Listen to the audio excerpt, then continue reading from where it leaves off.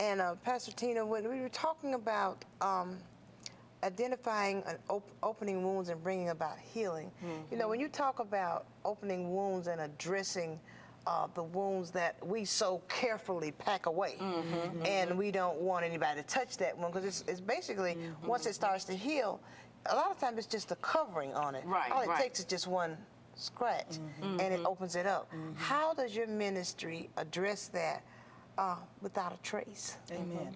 Well, first of all, the Without a Trace Ministries, our name comes from John 8:36, where Jesus in the Amplified, we adapted the Amplified version, because Jesus says there that when the Son of Man liberates you, that is, makes men free, you are really and unquestionably free. Yes. And that's what we call Yes. without a trace. Right. Because when you allow Christ to liberate you, amen, Without we a are trace. set free through the liberating power of Jesus Christ when we accept Jesus. And the key is knowing the love of God.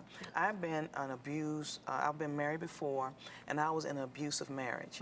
And the way my ex-husband at the time used to hit me, he would do it where people didn't see it, because we were in church. And so here we are serving in church on the front row. I'm talking really close to our bishop, and I was being hit and really abused severely.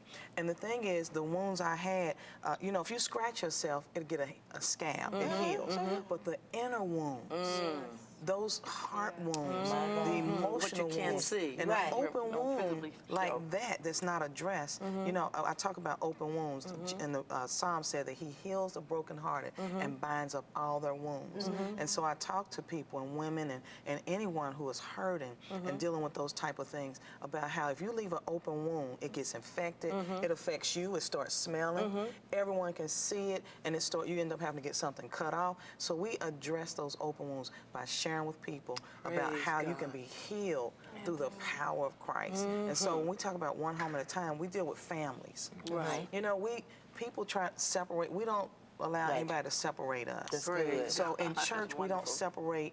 You know, we don't want to put you in a situation where you have to drive separately, and we work together. So we address your family, and it's about sharing life to life. And whatever description.